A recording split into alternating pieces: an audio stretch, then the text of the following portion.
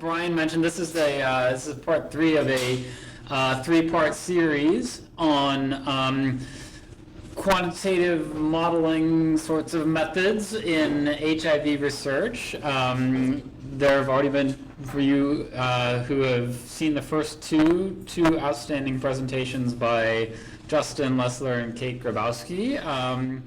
If you saw those, maybe you're going to be disappointed by the quality of this one. We'll see. But today we're going to talk about economic evaluation, cost-effectiveness analysis in research.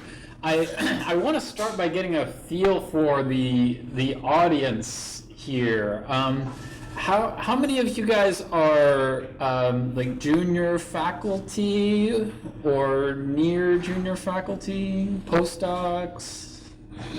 Okay, all right, a fair number.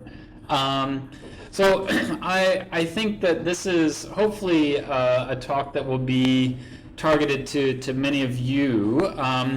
Just to give you an idea of how economic evaluation, how cost-effectiveness analysis, which is a subset of economic evaluation, can be incorporated into your work. Motivating thoughts for this seminar is that I think in general in the world of HIV and in many other fields, the question is no longer whether an intervention is better than nothing. We have a series of interventions out there for HIV prevention, control, treatment. But what we are often asking now is if we're to achieve targets for ending HIV, if we are to achieve maximum impact on the epidemic, what strategies will get us there most efficiently with the resources that we have. So examples include test and treat for ART, pre-exposure prophylaxis, stigma mitigation, circumcision, condoms, new tools including vaccines, immunotherapy, cure strategies, etc. All of these should be effective, but we can't necessarily implement everything. And so we are often asking which of these interventions or which combinations of interventions should we prioritize with the resources that we have. So I always like to give the take-home messages at the beginning so you know what I'm about to tell you, and then I'll tell it to you, and then I'll remind you that I told it to you. But as you are putting together your next proposal in the world of HIV research, I want you to consider whether you think effectiveness alone is enough. So is it enough to prove or to demonstrate that your intervention is effective? Or do you need to also provide some evidence that it is providing good value for money, that it's worth the money that it would take to implement that intervention? If you do, I will encourage you to integrate economic evaluations into your proposals really from start to finish. That if there are upfront conversations and ongoing conversations between epidemiologists and economists, that these can actually improve the both sides. They can improve the epi and they can improve the economic evaluation.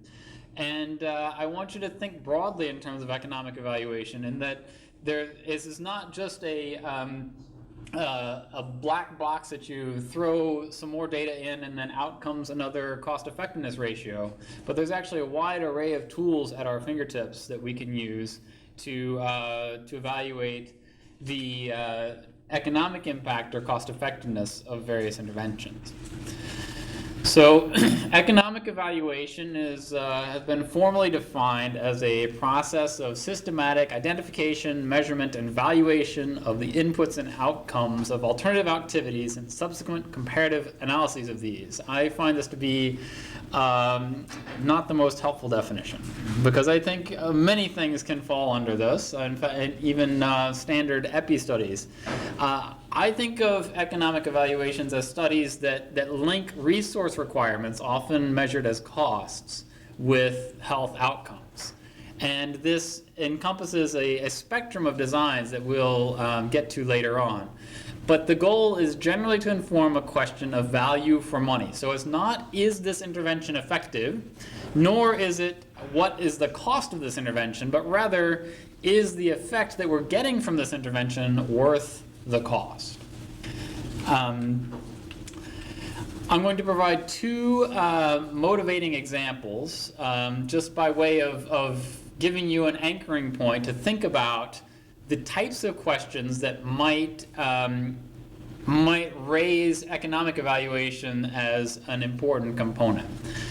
The first is one that's, well, both of these are near and dear to my heart, but TB especially, TB screening and prevention. So TB remains the leading cause of HIV-related mortality worldwide. We do have better diagnostic tools that are emerging. Expert MTB-RIF, which is this box here, is a molecular test based on fully automated PCR that can detect active TB with greater sensitivity and more ease than sputum smear, but it's expensive. This machine in resource-limited settings costs about $17,000 a system, and that's not including the transport cost to get this out to whatever peripheral clinic you might want to use it in. And each cartridge, each one of these little cartridges here costs $10 each, whereas the cost of a sputum smear is about $1 to $2 in most settings. Similarly, we have novel tests for TB infection, including the QuantiFERON TB Gold, which is more specific than your standard skin test, but costs about $50 a test, whereas a skin test in many settings can run about $2 to $5. So the question is not whether or not these are effective interventions. We know that they are. The question is, if we implement these in real-world settings, is the effectiveness, is the value we get going to be worth the resources we have to put in? A second example that we've been working on is viral load monitoring. So the gold standard for monitoring of viral load is to measure this in plasma. But to perform plasma viral load measurements, you have to transport plasma specimens through whatever settings you might need. And if you're out in rural Mozambique, it might not be so easy to transport those specimens, including a cold chain, etc.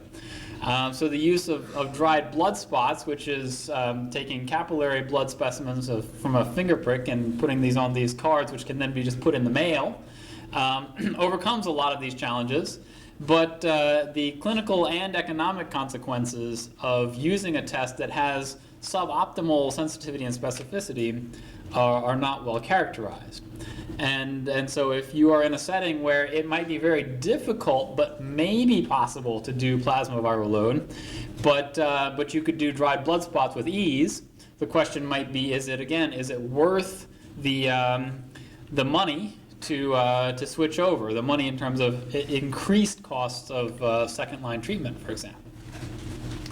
So I want to give you just a flavor of the wide array of economic evaluations that are ongoing at various stages here at Hopkins. We're not going to spend a lot of time on this, but just to show you that there are lots of different types of interventions that are actively being evaluated, from stigma mitigation in Senegal to emergency department-based treatment navigators here in Baltimore, to TB preventive therapy in South Africa, community-based active case finding in Cambodia, strategies to improve linkage to care in South Africa. So there are lots of these.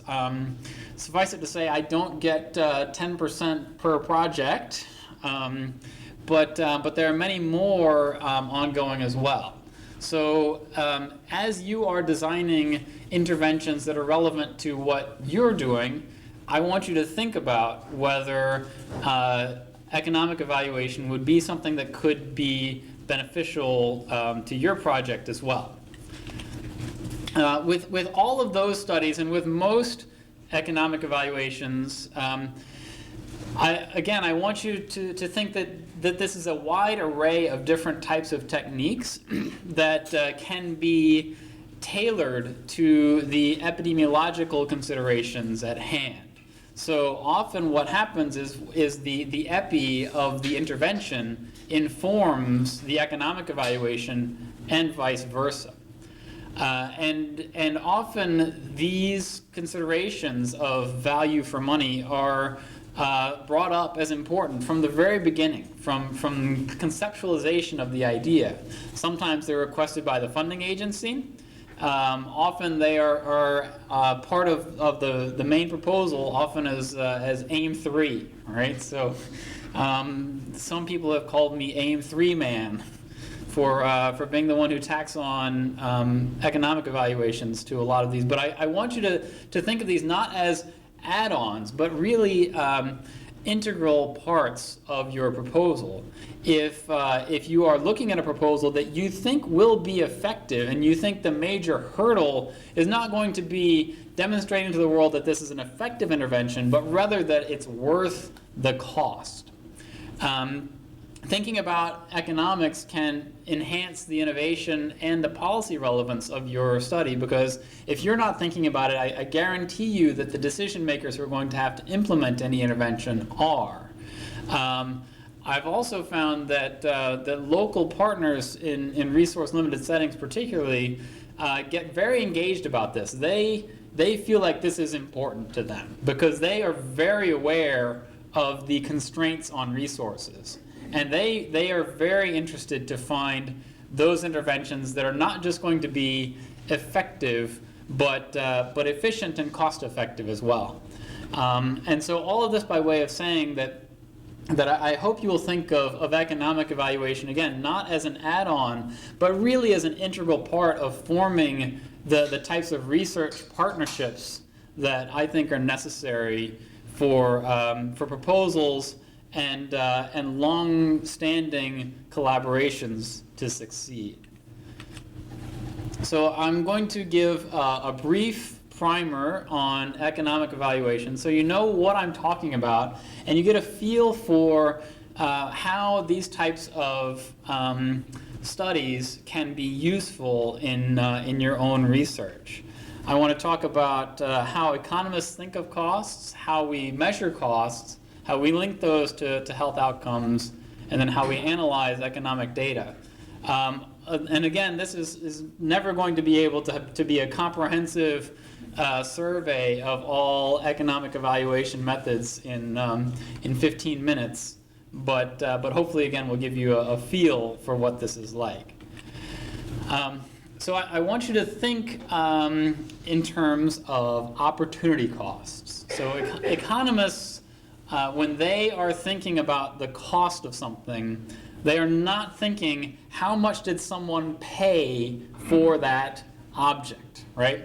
So, for example, well, there's quite a few flash drives up here. I don't. People just leave them. I don't know, but economists are not going to look at these and think, what is the price of this as you go to the store, right? They're going to think of it in terms of opportunity costs, so the lost benefit of the resource if used for the best alternative use. So in creating one of these, right, there had to be some research and development to even think about the design. There's a small amount of materials costs. There are labor that's going into the manufacture of these, quality assurance, etc. And if you didn't use this to construct one of these flash drives, you could use that for something else, right? And how many resources go into this doesn't always correlate to the price that you pay. If you're in a perfect market, right? This idea that people will offer this to you at the lowest price they possibly can, then the price you pay is very similar to the resources that go into it. But often that's not the case. So for example, donated goods, right? You go to a conference and someone just gives this to you, right? You didn't pay anything for it, but the resources still went into it. Economists would not want you to discount that because all the resources that went into the item could have been used for something else. Volunteer time, similar. Distorted prices where the market forces are not working. But all of this matters because when we're thinking about economic evaluation, we're not thinking about just creating a budget sheet and how much does item A, B, C, and D cost. We're thinking about if we were to take all of these healthcare resources and use them for a given intervention, right? We are taking resources that could be used for something else, right? If I'm not using my, if you're going to be studying, well, let's talk about TB screening, right? If we're going to put all these resources into a TB screening program, we're using people, we're using money, we're using space, we're using expertise that if we didn't use it for TB screening, we could use it for something else, right? And we want to ask the question is, which is the better thing to do? It's not, is TB screening better than nothing? It's better than, it's whether TB screening is better than what we should be able to do with all those resources. So just a quick example to get you thinking about this, right? So I want you to think about going to see your the next movie. I don't know what's I don't even know what's in the theaters right now. I should, but let's say you pay $15 non-refundable to go to see this movie. And if you weren't watching that movie, you'd be walking outside in the park. Okay, there's no transport costs, anything like that. It costs $1 to go into the park, maybe because you have to park there.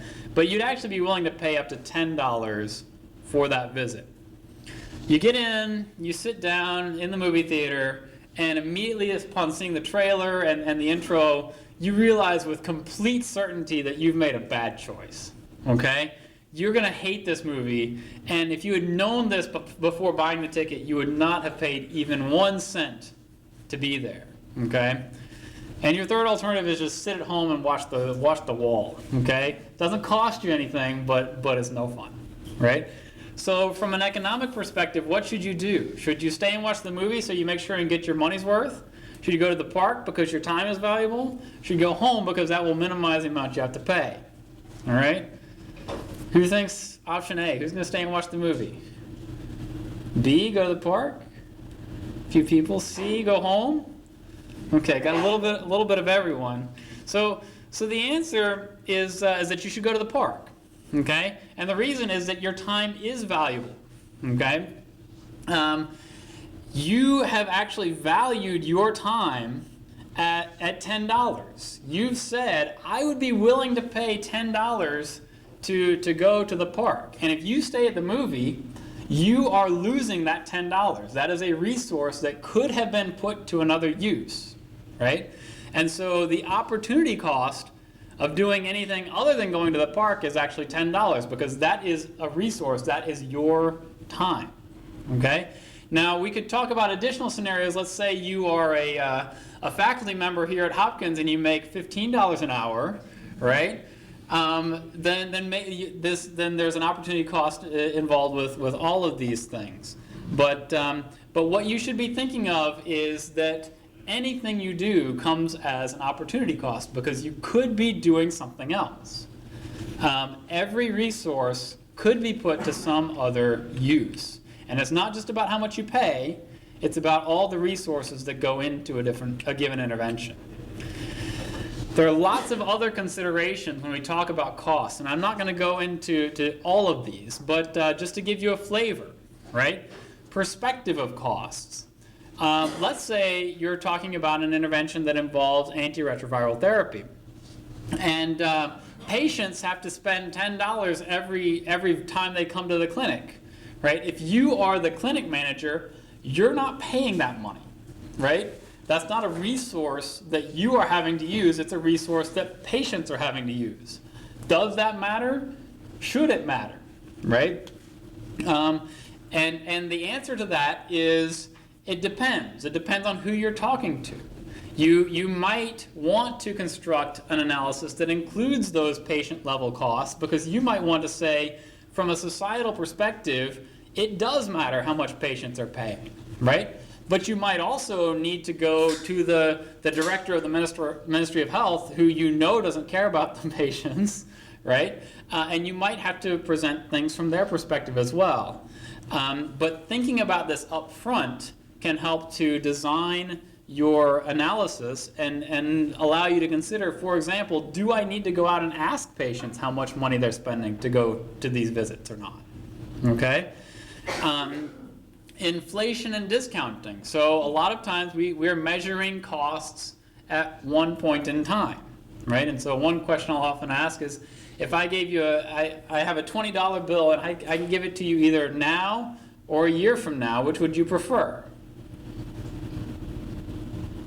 No one cares at all? Hopefully you would say now, right? Because that $20 bill represents a certain amount of resources. Let's say that is gasoline, right? So that $20 bill, it's not the price you're paying, but let's say it represents about 8 gallons of gas right now, right? That includes the crude oil, the refinement, transport, delivery, all the quality assurance that goes into making sure that you're pumping the right amount of gas each time, right? So right now, $20 is worth 8 gallons of gas. That's the amount of resource. If you had that next year, right, that $20 is not going to be worth the same amount of resource, right? You're only going to be able to get, say, 7 gallons of gas next year. And so $20 today is not the same as $20 a year from now in economic terms, right? Because what we care about is the resources. We don't care about the actual financial cost, okay? So this is the concept of inflation, right? But let's say I told you there was a guaranteed 5% inflation rate over the next year. And so you can have either $20 now or $21 next year. Which do you guys want now? Or does it matter? Nobody knows? Nobody wants to hazard a guess? Nobody cares? Silence. So the answer is you should still take the $20 now because you might get hit by a bus in 3 months, right? And you don't. And so if you take your 8 gallons of gasoline today, you get your 8 gallons of gasoline. If you get hit by a bus 3 months from now, then you never get anything, right? And so this is the concept of discounting, right? That we prefer to have things now rather than later. If this were not the case, you should be able to get a loan for exactly the rate of inflation, right? But the banks won't give that loan to you because they don't know you're going to pay them back, okay? And so all of these things come into play when we think about when we're measuring the costs, when those costs actually are going to accrue over implementation, etc.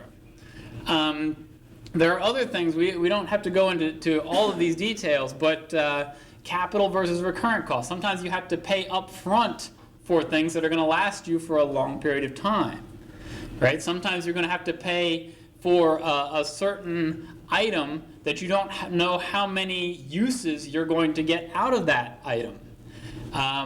And we also have to think about currency conversion in that, for example, if I'm going to take 10,000 US dollars and convert it into local currency in a resource-limited setting, you can buy a lot more labor in that setting than you could buy in the United States for $10,000 because the minimum wage is way, way lower. But if you're going to use that money to buy a car, it's going to be exactly the same because they're going to be importing it from the United States in the first place. And they're not going to say, well, we're going to give you a break just because you're here in the middle of Africa, right? So all of these things come into play as we think about how to actually value cost. It's not just setting up a spreadsheet and saying, okay, well, how much did you pay for your antiretrovirals this year? How much did you pay for your staff this year? How much did you pay for your water this year? You have to think about all of these considerations and more as well. Why this matters is that if the person collecting these cost data is not thinking about things from this perspective, then you can get things really, really wrong. So, for example, going back to the 2 examples I gave, so that expert machine, if it costs $17,000 and you get 100 tests out of that machine, versus if it costs $17,000 and you get 100,000 tests out of that machine, the per test cost of that machine can be dramatically different. Even though on your spreadsheet it's going to say $17,000 per machine, right? And so the volume of testing becomes very important. Again, thinking about things as a fixed cost for an uncertain number of uses. And if you were to present the data from a setting where that machine was being used for 10,000 runs a year, and try to generalize it to a setting where it's being used for only 100 runs per year, you'd get the cost completely wrong by orders of magnitude. Similarly, thinking about plasma viral loads versus dried blood spots, the transportation cost for plasma, vial of plasma, can be extremely expensive if you have no system in place for transporting biological specimens and you're in the middle of nowhere, right? Alternatively, if you're in a place where they're already doing this every single day, the incremental cost of putting one more vial in that motorbike's basket or whatever it is that you're doing is almost nothing, right? And so once again, if we're talking about trying to generalize our findings from one setting to the next, we have to think about what the key drivers of those resource requirements are, and we have to present those in a way that decision makers can understand. Once we've measured costs, we have to link them to outcomes. Remember, the goal of economic evaluation is not just to show how much something costs, but to see whether that cost is worth it in terms of effectiveness. And again, there's an array of study designs that can allow us to make this link. From the most basic, so a cost minimization analysis, which would just be to say, which is cheaper, option A or option B? That's relatively easy to measure, but not very helpful to the decision makers who don't just care which is cheaper. They want to know, is the more expensive option worth it? Okay? We can then, as we go kind of down this spectrum, we have to make sometimes more assumptions, okay? So we might say, we have option A and option B, and here are the differences in the cost. Here are also differences in some important clinical outcomes, right? So whether it's, if we're talking about viral load monitoring, the number of people who are on second-line therapy, the number of people who die, the number of people who are inappropriately classified up or down. And we can show the cost, we can show those outcomes, and we can let decision makers decide if the costs are worth those outcomes or not. We can then, so the next step, which would be a cost effectiveness analysis, which is the most common form of economic evaluation, is to say, we're going to create a ratio for you. We're going to say this is the cost per outcome. Okay, so what is the cost per death averted, per year life gained, etc. And if we use that outcome as a specific thing known as health utility, we'll get to that in just a second, that would be considered a cost utility analysis. If we then said, not only that, I will tell you how much each of these, say, death averted or year of life gain or Dowdy or quality is worth, and I will then tell you this is how much money you're going to get, valuing those things at such and such a price, that would be a cost-benefit analysis. We see that less often in the literature, but it's the most useful to decision makers because it clearly tells you which option is the one to prefer. So health utility is a measure that's designed to incorporate both the quality and the quantity of life, right? So the idea is that if you live 1 year of perfect high quality life, that would be valued as 1 unit of health utility. And the most common metrics of health utility are disability adjusted life years, quality adjusted life years, DALYs and QALYs. And we measure this using certain types of techniques, okay? One is called the standard gamble, which is to say, I want you to imagine your current health state right now, right? And I will offer you a bet, okay? If you win the bet, then you get to live the rest of your life in perfect health, whatever that means to you. If you lose the bet, lightning strikes you dead right now. What odds or what probability are you willing to take to get to perfect health, right? Are you willing to take a 1 in 10 chance of being struck by lightning to get to perfect health for the rest of your life? 1 in 20, 1 in 100, and you can go on, and eventually someone should be able to say, okay, I'm willing to take that chance, even if it's 1 in a million, right? And most of you, hopefully, are thinking, yeah, well, it'd have to be a pretty low chance right now for me to be willing to take that bet, right? Which means that most of you are living at a health utility right now, or utility weight very, very near 1, right? But take someone with, say, advanced AIDS, metastatic cancer, severe depression. Those people will take substantial bets to get up to perfect health. And we therefore value that quality of life differently. But importantly, the people who are telling us that are the people themselves. We're not imposing our will on them. We can ask this in different ways, such as if you have 100 years left to live in your current health state, and you could trade those for a smaller number in perfect health. Would you trade that for 99, 98, 97, etc.? We can even say, here's a thermometer from 0 to 100, right? And would you rate your health somewhere, where on this thermometer would you rate it? And people might say, oh, I'm having a bad day, it's about a 70, right? But then, so that means you're willing to take a 30% chance of being struck down right now to get to perfect health. Oh, no, I didn't really mean that, right? So usually certain methods, such as this, the standard gamble, are more effective. But they're also harder to get people to understand. Dowdys and qualities, again, are the most common metrics of health utility. You'll see these in most or many health economic evaluations. And I think the main thing here is just to know that qualities are good, Dowdys are bad. If someone starts at year 0, they go to a certain life expectancy, and they say they develop HIV at age 20, and they experience a decrement in their quality of life, and then they go to age 30 and they die. All the stuff that prevents them from living a full life are Dowdys. The good things are the qualities. So we want to gain qualities, we want to avert Dowdys.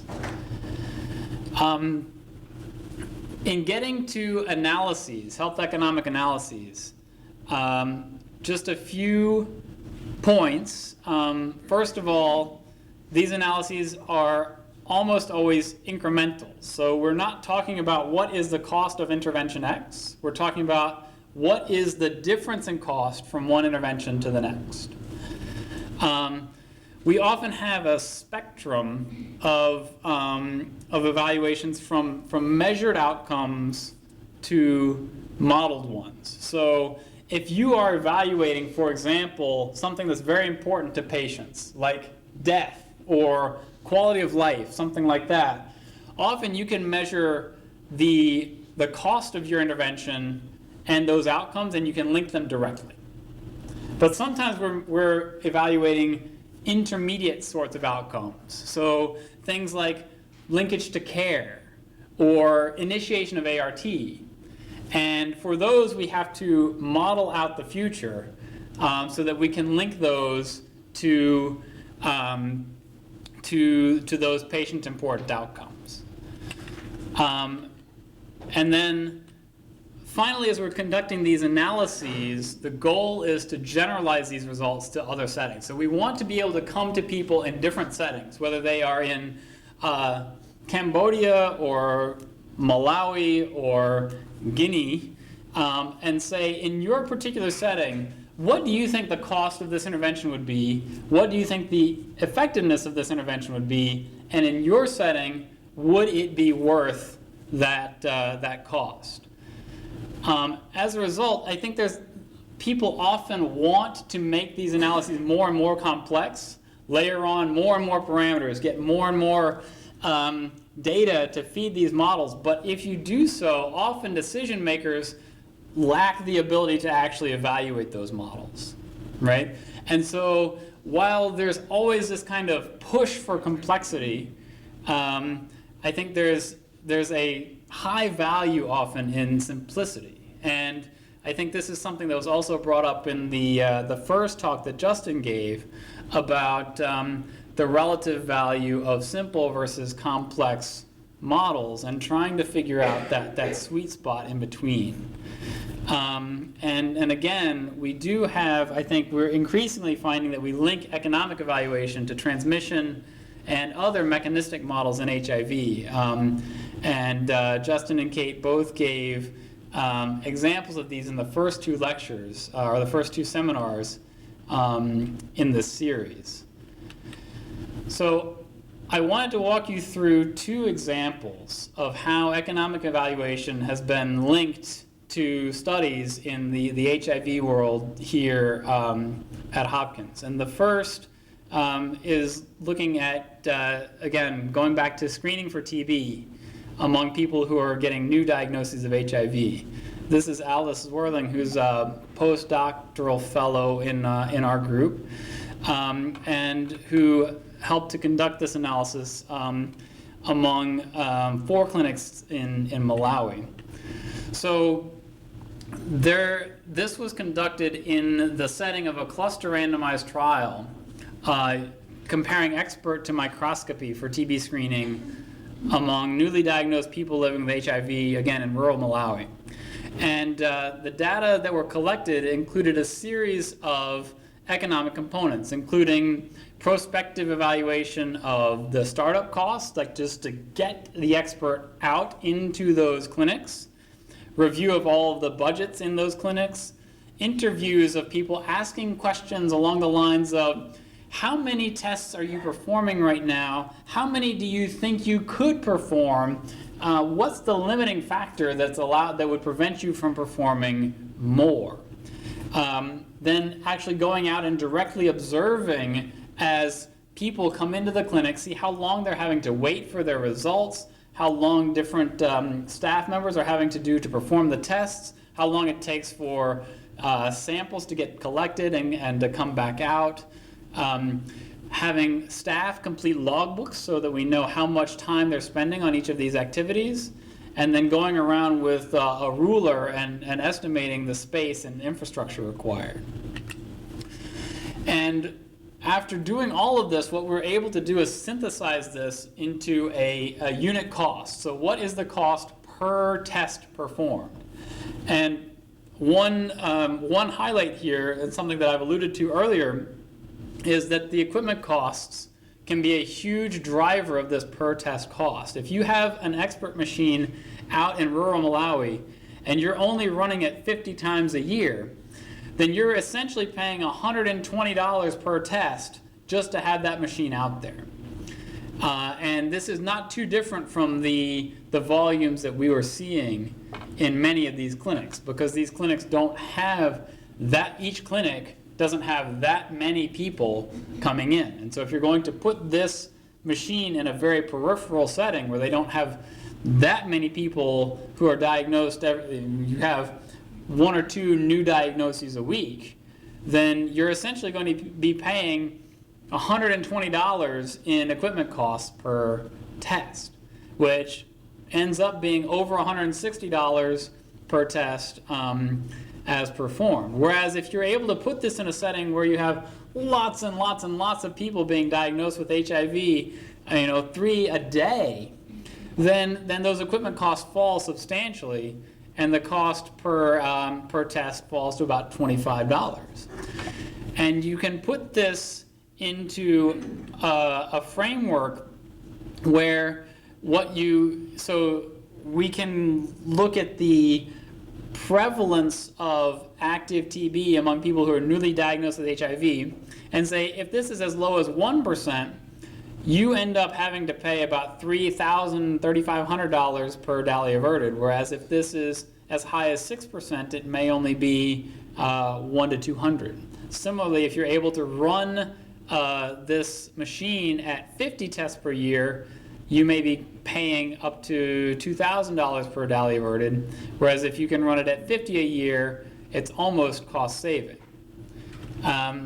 And we can then construct a diagram here where on the x-axis is the volume of testing every year. On the y-axis is the prevalence of TB in the population screened.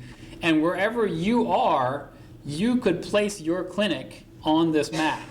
So if you're in a setting where you're screening people with a very high prevalence of TB among people with new diagnosis of HIV, let's say up as high as 5%, but it's a relatively low volume setting where you're running about 200 tests per year, that would put you right around here. I know these numbers aren't that large, but it'd be right here. And so this would suggest that using the expert would be cost effective in that particular setting.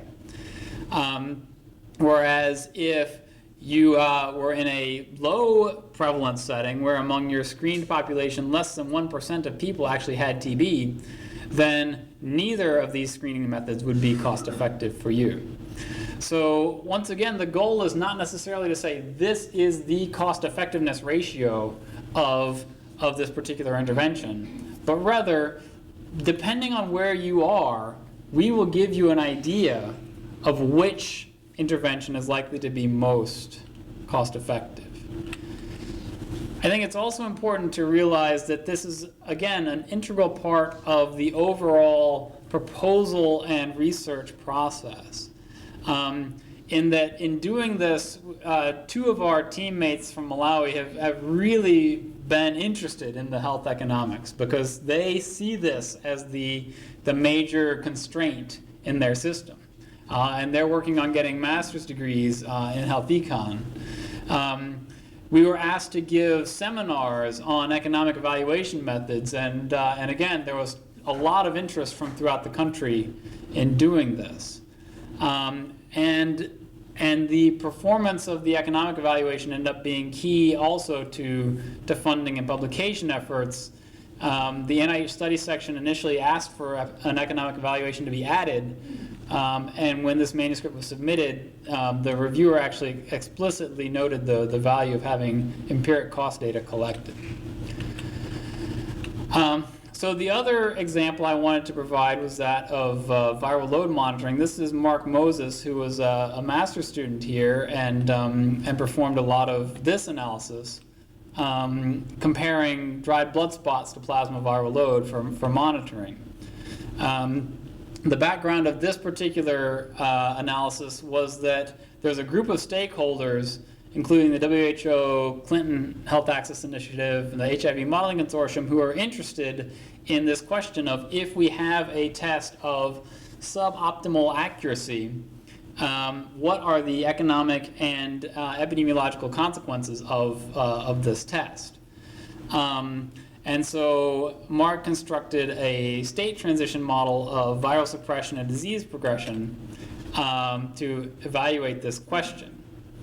Relative to what was done before, this is a bit more of a model-based analysis where we're pulling data from the literature, not going out to the field to collecting them. But what was put together is a very simple Markov model of HIV treatment, where you have people who are either on first line unsuppressed, first line suppressed, second line suppressed, second line unsuppressed, and within each of these, we are also evaluating CD4 progression and looking at the impact of different viral load monitoring strategies on this overall progression. So for example, if you have a test that has imperfect sensitivity,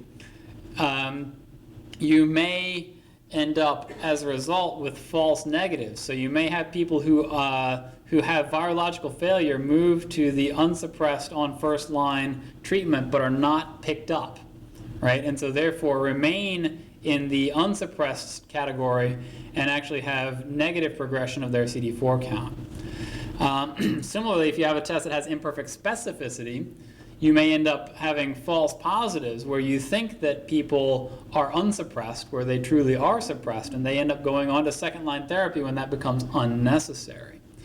And so the goal of this model was to look at, again, the economic and clinical consequences of having tests that would be imperfect in their sensitivity and their specificity. We took as a baseline a test of 95% sensitivity and 90% specificity, and played this out for 10,000 patients based on cohorts in East Africa who are currently on ART, compared the gold standard of plasma viral load against dried blood spot monitoring versus clinical monitoring alone.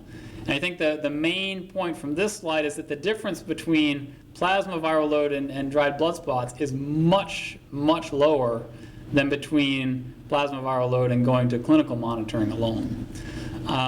Such that in a setting where plasma viral load would be hard to do, moving to dried blood spots does not have major consequences in terms of deaths, nor of total costs. We could then look at this on specific assays, the sensitivity and specificity of which had been measured. So linking, again, an epidemiological study of sensitivity and specificity to an economic evaluation of costs and consequences.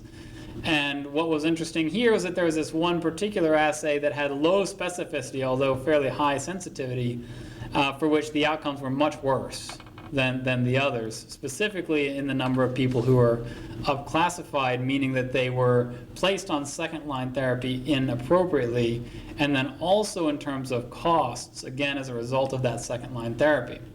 And these considerations, and I think specifically the economic considerations, were important in considering which of these assays to evaluate and to recommend. We could then show the impact of sensitivity and specificity on those costs and outcomes, showing that sensitivity for each 5% decline in sensitivity, you had about 20 additional deaths, but the number of people who were misclassified remained relatively constant. Whereas in looking at specificity, each decline in specificity here only led to 2, 3, 4, 5 deaths, but once you got below about 85 to 90%, you had this dramatic uptick in the number of people who were up-classified. So again, placed on second-line therapy inappropriately. So the conclusions of this analysis were that if you can do plasma viral load, you should. But if you cannot, and you can perform this test with reasonable sensitivity and specificity, the 5-year costs and consequences are fairly similar. We were able to show that one of the key assumptions here is that that serial viral load tests are independent. And if this is not the case, that many of the outcomes were different than what were modeled in the baseline scenario that I was showing. And also to show that in populations that are already established on ART, there's less of a concern because these are people who have higher CD4 counts and in general have higher adherence as well. I wanted to end by speaking about a couple of additional innovations that we are considering and implementing here. One involves the assessment of patient preferences. Colleen here in the middle has been involved with a lot of these as well. But often, while economists talk about Dowdys and qualities, patients care about other things. And if we don't think about what patients are concerned about, then our interventions are going to fail, whether they are cost effective or not. If a patient doesn't believe in what you are giving them, they're not going to use it. And so we're working, this is John Bridges in the Department of Health Policy and Management, who we've been working with to evaluate patient preferences and incorporate these into economic evaluations of different HIV-related interventions. But just to say, this is one other area of economic evaluation that can be incorporated into your proposals. Another is looking at ethical considerations. This is Mariah Merritt in the Berman Ethics Institute, and accounting for the fact that standard cost-effectiveness analyses don't account for ethical considerations, considerations, for example, of social justice. And is there a way to prevent or to present your standard cost-effectiveness analyses alongside evaluations of social justice? And so what's been done here is to create this red, yellow, and green sort of metric of what is the probability that different interventions may lead to worsening of social disadvantage among key populations or key groups. And one can then evaluate both the standard economic evaluation, the incremental cost-effectiveness ratio, along with the probability that that intervention may or may not lead to clusters of disadvantage, looking at these alongside each other and making a more holistic decision. So again, for those of you who are interested in ethical considerations, in fact, I know there's an ongoing RFA out for ethical considerations in HIV research. This is another possibility. And then finally, looking at multiple criteria for decision analysis. That in many systems, while we talk about the cost per DALY, money is not the only constraint. Sometimes the limiting constraint is human resources. Sometimes it's infrastructure, say, for laboratory. Sometimes it's political capital. And models can be constructed that incorporate these multiple criteria into the decision-making process. This is Nim Pathy, who we've been working with at Imperial College in London, trying to develop metrics for how do we maximize, for example, the number of transmissions averted per unit of the most constrained resource. And looking at, depending on what your resource considerations are, different interventions may be preferred in different settings. So to summarize, what I hope I've been able to present to you is a bit of motivation and methods for economic evaluation. So thinking of economic evaluation in settings where what we care about is not just is an intervention effective, but is it worth the additional cost?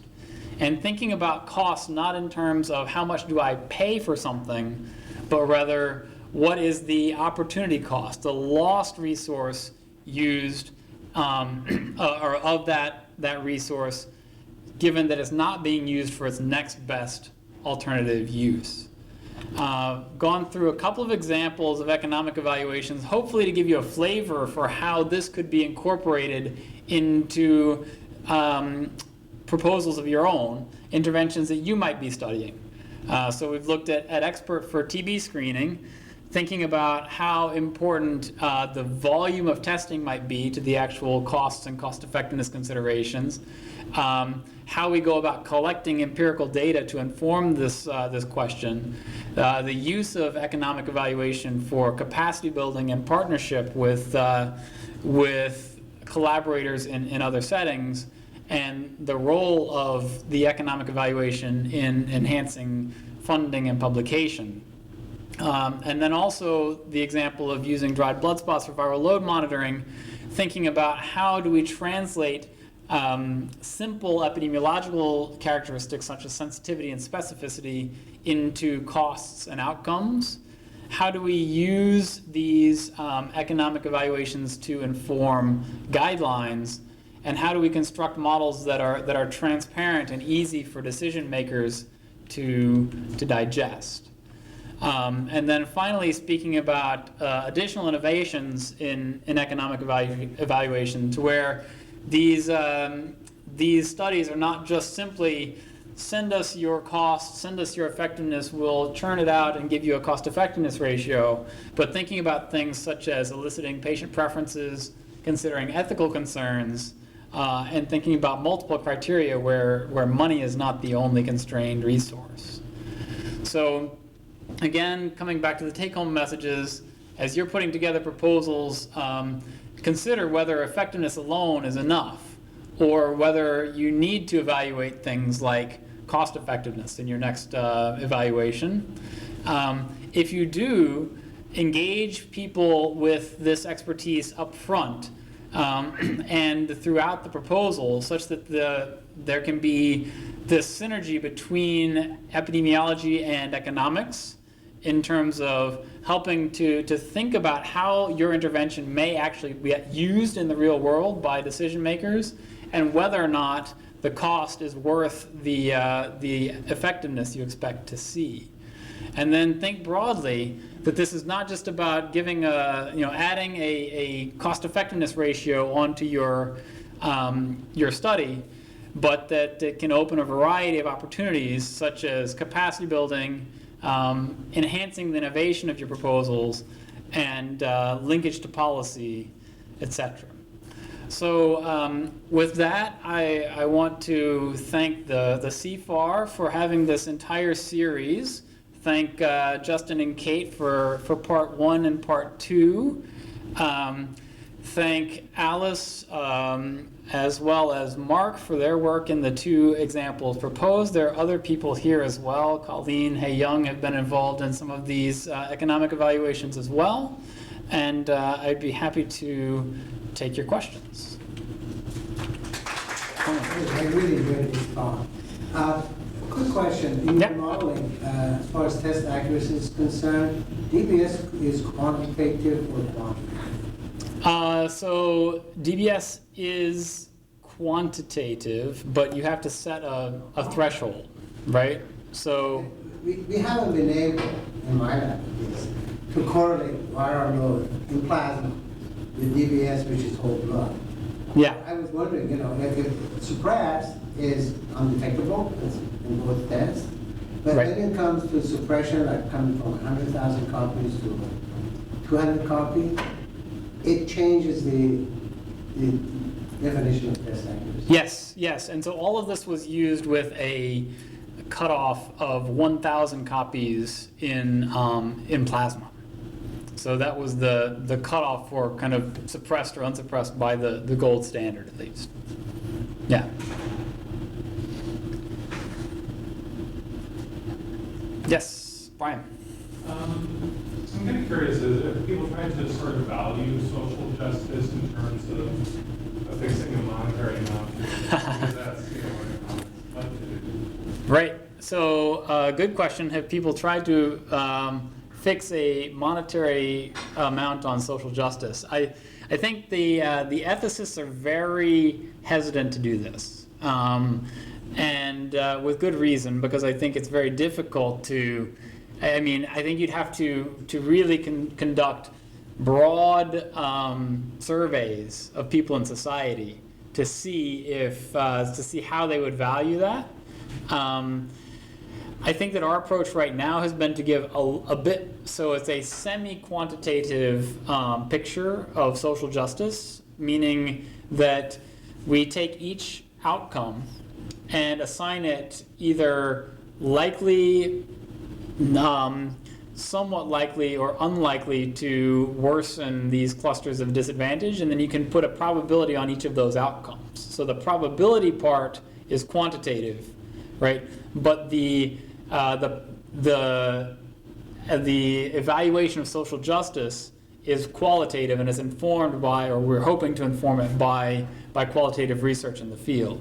So I think what we're trying to do there is really develop this methodology and see how people react to it. And if people react by saying, this isn't going to be helpful to us unless it gets quantitated, then we have to have a discussion about how to quantitate that social justice assessment.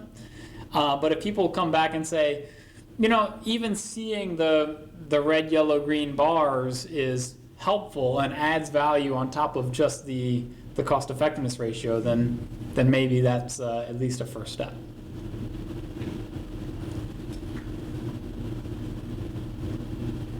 All right, well, thanks you guys. Have a good afternoon.